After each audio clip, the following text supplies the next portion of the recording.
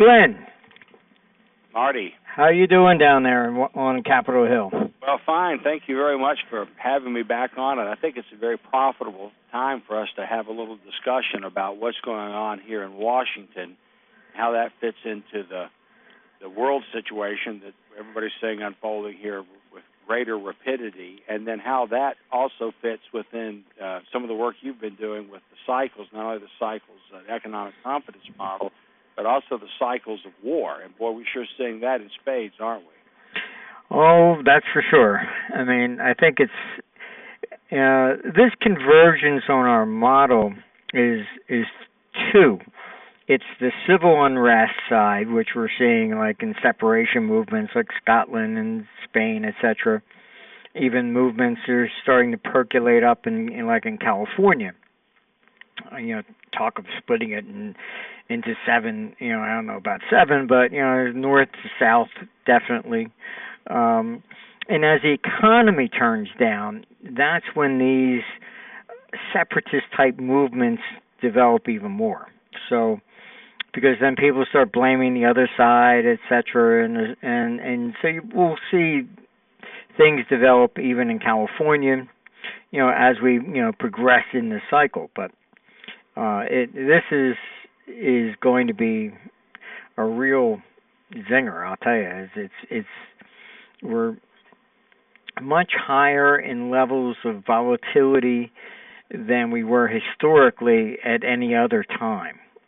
And even with if you look at things like unemployment, it's astronomically high in Europe, with the youth over 60%. But even here in the United States, if you do a comparison when cycles change, for example, the Great Depression, before it began, unemployment was 5%. We're, at best, more than double that right now.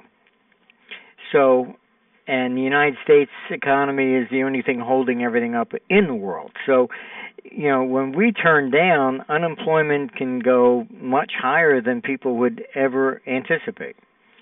And, it's so the turn down from late 15 into 2020, this one's going to make the last one look, like a walk in the park. Well, it's interesting. I noted within the last couple of days, the Pope declared that we are in World War III, that the summation of these lower level conflicts that are spread around the world total sort of the early stages of a World War III type situation, without even getting into the issues of the Ukraine, Russia, the Middle East, and the real hot wars that are going on now at some level. When you talk about these separatist movements in places, you referenced Spain, I think, when you just were speaking, and the protest there, and you overlay that with the high unemployment, low economic growth scenarios that you also referenced. Do you see those two things converging to become more violent separatist movements if the peaceful movements don't work out the way the separatists like? Oh, yeah. The biggest problem with Europe has been the development that initially there were, people were talking about the New World Order, etc. But it's really much more than that. That was the idea of Europe, that if there was one government, then you would end European war. And what they forgot was that, was the people. It's not just one government. It's, you don't have a unified nation that Brussels has been trying to create, and they don't quite understand that what they've done is actually now made it even more. So you have people protesting in Greece dressed up as Nazis, etc., and blaming the Germans. There were protests in Spain when Merkel went down there. people are blaming it, everybody else for their problems. So I don't see where this whole idea of one world order would eliminate war. I think it's actually promoting it. So, and the separatists are gaining power everywhere. And this week we're going to have the Scottish vote. Initially, when I was talking about Scotland, back at the conferences in 2012, everybody's like, "Huh? There's not that much support for that." I said, "You'll see." And now it's going to be a very, very close race. But the point is that Scotland breaks away. If that's a yes vote, then it's going to become like a contagion, and you're going to see Spain looking, "Yeah, that's a good idea." You have Northern Ireland saying, "Yeah, that's a good idea," and you're going to have a lot of that spread even here in the United States. So it's a very important trend rather than, what does Scotland have to do with me? It has everything to do with everybody. So it's a trend of the attitude within society. Well, let's bring this back here to the U.S. for a moment if we can, and I want to tie my question in with what's going on around the world. We here in the U.S. have gotten very used to sitting here and watching CNN or Fox News or whatever our channel of choice is and looking at these conflicts over across the seas and either opining or intervening and thinking that it's going to be consequence-free. Here in the U.S., we're getting ready to have our own elections here in a couple of months.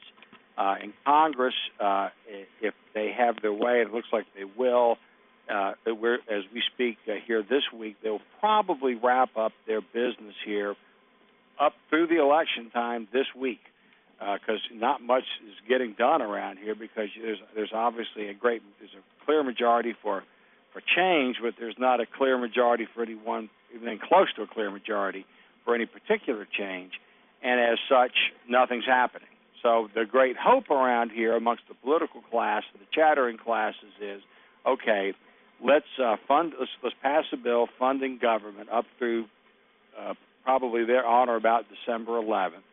Go have the elections, then come back, and we'll have a lame duck session, have post-election with the current Congress. The thinking being that one way or another, the direction for the country for the next 2 years will be set by these elections. They're going to be held in November, and we can then move forward with something. My question would be, what if when the dust settles on this year's elections, it turns out that there have been, say, Republican gains here in the U.S., but when the dust settles and you've got Barack Obama is still president, let's suppose for the sake of argument that Harry Reid remains Senate Majority Leader, but with a narrower margin, and John Boehner is still Speaker of the House. In fact, nothing would have changed, even at the surface level. The body politic out there, and you and I were discussing off mic before we began some polling results I had been shown today, which reflected deep dissatisfaction that amongst American voters that the political class here probably doesn't really fully comprehend. What happens here in the U.S.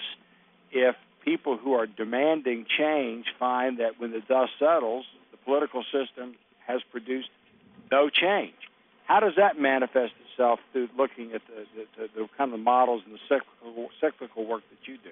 I think that's largely what's going to filter into the 2016 election. And the main thing with that is that we have a significant issue there.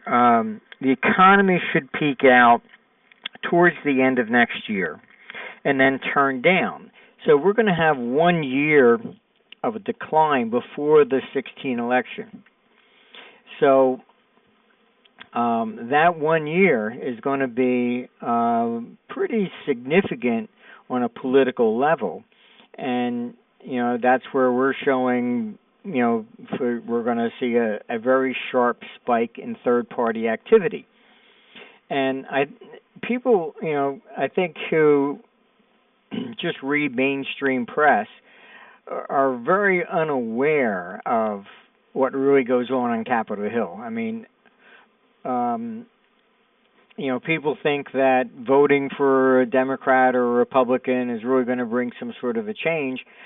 I mean, in my lifetime, I've never seen any kind of a change behind the scenes. It's always the same people there. Um, you're still going to have the same people in Treasury, the same people in the military. I don't see where anything's really going to change if put in whoever for president. So I think that's going to be part of what is 16. I mean, Hillary seems to be probably a shoe-in for the Democrats. I mean, that would be interesting. I guess that makes Bill Clinton the first lady, I suppose. But on the Republican side, we've got probably a split, and I don't think Bonner, in his civil war against the Tea Party, quite appreciates that people want change, and I don't think that he understands this. And if the Republicans won the Senate this time, which is going to be a pretty close race if they really can do it, but if they did, it's going to give them a false sense of accomplishment, and it's just going to be business as usual. Well, the thing that I would, and your guess is as good as mine, because I think it's going to be close as to whether the Republicans take over the Senate. The Republicans will certainly hang on to the House and probably gain seats, but they will gain fewer seats than most Republican activists would wish. But it's going to be close in the Senate. But the thing that I'd like to echo that you said, as somebody that does work here in the institution, is that as you indicated, behind the scenes, and sometimes they're front and center in the establishments. So they're not hidden. Although first of all, the hidden people won't change. So you're exactly right. But even the people that are highly visible characters are familiar faces from administration to administration and from party to party. So we saw literally when George W. Bush was president of the United States, he had Robert Gates was Secretary of Defense, and Mr. Obama came in, and who was Secretary of Defense? Robert Gates. Obviously, you had Timothy Geithner was the president of the New York Fed under George W. Bush, becomes Secretary of the Treasury under Barack Obama. The figures at the CIA and the three-letter agencies, NSA, CIA, etc., don't change. They don't change. And so you'll see a lot of differences, style differences between parties, and there's substance differences too. But on the things that matter to people that really follow your work, that matter the most, you're sort of looking at big world geopolitical events. You're looking at world economic events, at monetary events.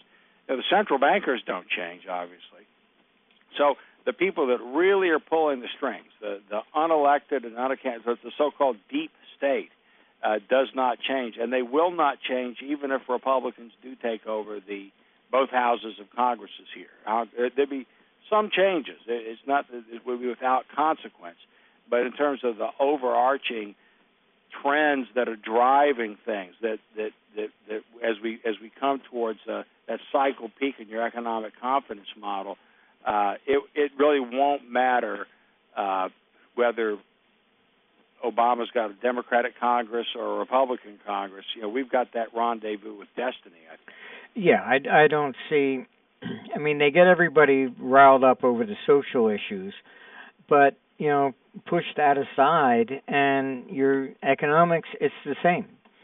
You can make Bonner, dictator for 90 days. Would he actually change anything? And I don't think he would. So, yeah, well, most of the political establishment here is, first of all, the status quo. The one thing is very interesting. The office I work in was during the Occupy Wall Street days. We were occupied by the Occupy Wall Street people, and so I was happy to meet with them, and they were a little surprised that somebody was willing to, because they had a lot of that hostilely went in and took over people's offices, and they found that I agreed with them on about half of everything, all the crony capitalism and the bailouts and the insider deals and the ability of dealer banks to front run the Fed on different kinds of monetary policies. So a total agreement. The other half I didn't agree at all on. But one of the things I asked him, once the temperature got lowered in the conversation, we sort of found that we were all being very civil to each other. I said, let me ask you a question. How successful have you been at getting meetings in Democrats' offices? Because obviously this was sort of the left's answer to the Tea Party at the time. It was Occupy Wall Street. And they said, well, not very successful at all. And I told them, I said, well, I will tell you why. It's because, if you're here in this building or this complex up here, whether you're a Democrat, you're Republican, you're black, you're white, you're liberal, conservative, north, south, whatever it is you profess to be, the one thing you all have in common is the system's working for you. You guys, meaning the Occupy people, wanted to blow the system up. The Democrats that they couldn't get meetings with didn't want to blow the system up. They wanted to go to work for Goldman Sachs. Exactly. And my gosh, perish the thought. So that's why they weren't very successful. But I suspect there are forces on the left. The worst thing that happened to the Occupy movement was when you had the rise of Mr. Obama. That really put a big crimp on the Occupy movement because they thought the left believed that they had one of their own, going in, and he was going to correct all their perceived injustices and those sorts of things. And it's turned out, of course, quite the opposite has been the case, that he has made nice with the same people that got us into some of the problems we were in before. And that's part of why Obama's unpopular right now. He was never popular with the political right, with Republicans, but the left has become somewhat disenchanted with him because the Barack Obama that's presiding is just not the same guy that was running. But I'm not sure that the next person that gets elected will be doing what it is they say they were going to do. Well, I don't think they can, not under the current system, period, because honestly, you have to shake too many hands and kiss too many asses to get to that position, and then you're basically just a puppet at that stage. So I don't think that anything shy of really a complete political shakeup is ever gonna make any kind of a difference. So. Well, I'd like to ask you, you referenced this a moment ago, your economic confidence model and that peaking in later 2015, which would begin a multi-year downturn that would be uglier than what we saw during the last downturn, maybe by an order of magnitude or two. But and you can educate me because I'm a student of your cycles work, but I don't pretend to be anything like as knowledgeable as you or anybody that works directly for you there at Princeton Economics, or Armstrong Economics rather, at Princeton Economic Institute. I know is your think tank arm. You have that cycle turn date, but we just went through a cycle turn date in your model here in early September. Given your work, what is it you think changed at that cycle turn date, particular cycle turn date? Well, we'll find out on Wednesday. Largely, this is it's a minor turning point, but it's setting up for the stage into 15. So if we're going to get a phase transition at this point, we can really run it up for effectively the next year. And so I think we're going to see a lot of changes. If you look at all the polls, it's very, very interesting. We have the stock market. Everybody keeps saying, oh, there's going to be this huge crash or whatever. But at the same time, you have retail participation at historic lows. You have the polls as far as in politics, people that think that the government is doing well, will it get better, is at historic lows. Um, and so there is a prevailing layer of real pessimism. And we have, on a global scale, you have Europe cracking up. The banking crisis over there is just monumental. The failure to have ever issued a single national debt and consolidated, as Hamilton did in the United States, has been devastating. Because all the banks, to use reserves, had to have bonds of all the various members. And they're not all the same. So you have Germany now going negative because people are figuring, well, that's the last place left. You got France looking like it's going to fall off a cliff. Everybody else is pretty much in danger of extinction. And the banking system over there is just totally insolvent.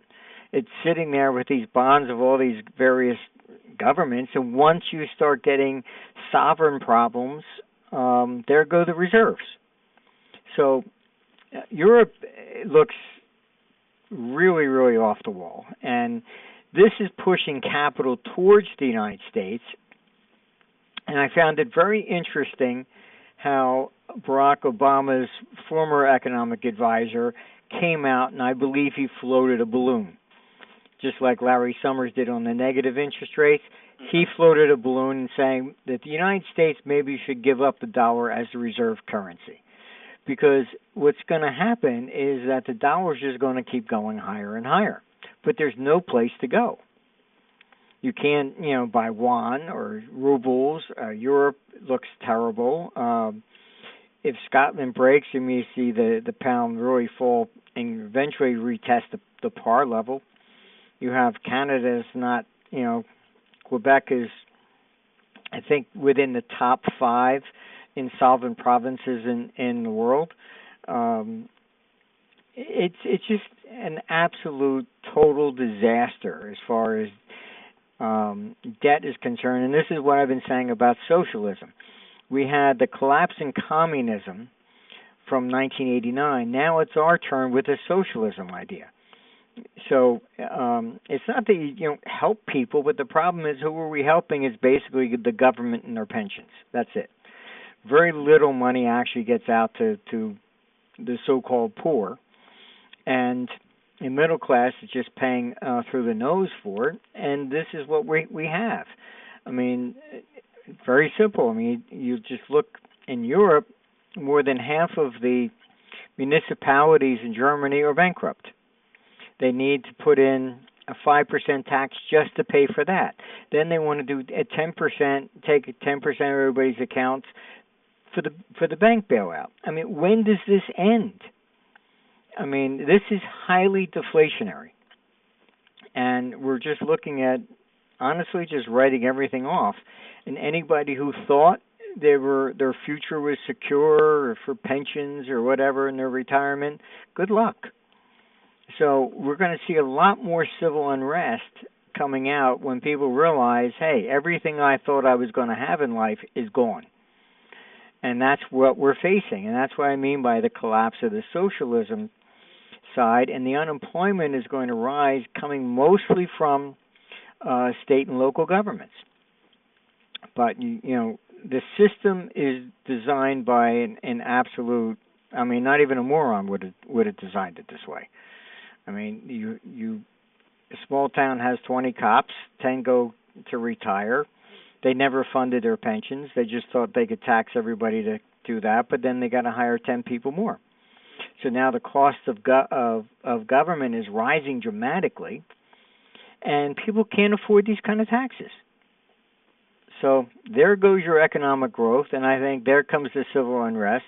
And so when this thing turns down after the end of next year, people are going to get a lot more angry. So the elections in 2016, they're going to be interesting. So, just to follow up on the cycle question, one of the things I know you've got a big report on gold coming out, and that's one of everybody's favorite questions. People looking at you, where are your safe havens? I guess you've been on record as saying just as you indicated, that for a time at least, the U.S. stock market, the private equity market, what might be seen as that safe haven, and a lot of this international, not only domestic but international capital flows go into there, and that gold's time to shine is not yet, and because we've seen a recent real weakness in the price of gold and in price of silver. Is that's something you still see continue? Yeah, I mean, if you look at when did gold take off, when the economic confidence model turned down. All right, so its next advance should be when the economic confidence model turns down again. That's when you start looking at it, when you need a hedge against government. The only problem with gold is that it is being displaced to some degree with diamonds. And that's the security issue. You can hop on a plane and with a pocket full of diamonds and walk through a metal detector, no problem. You can't do that with gold. And so diamonds are starting to, certified ones are being used for moving money around a lot more than people would suspect. That's an interesting observation. Well, people are looking for things where there is no counterparty risk. That's what, and people go, who do you trust? And I guess you've got the different disciplines you have. And the Austrian School of Economics talks about Ludwig von Mises' crack up boom, and then you get from the left, you might have people like Hyman Minsky, where they talk about the Minsky moment, when people go, holy cow, right now, I for example, I trust backstops by the sovereign governments on to stop runs on money market funds and banks and the like. But then people go, who's going to backstop these sovereign governments? And it sure seems like that next round that comes up in your work, beginning really manifesting itself in a big way at the end, about a year from now, is where you really might be in danger of facing that crack-up boom or that Minsky moment where people go, I don't trust the governments. That's where we're moving, and people. I mean, we've conducted studies of that during the Great Depression because you had a sovereign default there. And the very interesting thing was that AAA corporate bonds, the yields narrowed. People began to realize, well, even if General Motors went down, I still get something. If a sovereign government goes down, you get nothing, zero. It's a totally unsecured debt. So there is a difference between private and public, and people will begin to see that a lot more. And so I think when we turn down after next year, it's going to be very interesting. But thanks a lot, Glenn, for joining us. I think we should do this again after the Scottish vote comes in and for your elections down there. Okay, well, great. Thank you so much for having me back, and it's been great to talk with you. And I continue to throw my voice in with everybody that wants to thank you, because a lot of what you do, I know, is hard work, and a lot of it you're not getting paid anything for. It's a public service, and you're trying to educate people and try to help people get ready as best you can and as best they can for what's coming. And so I for one, thank you for all that you do. Well, it's the only way we can make a real difference is to educate people so then they know what the problem is. If we don't know what the problem is, this is only going to get worse. Okay, Marty, thanks a lot. Thanks a lot, Glenn.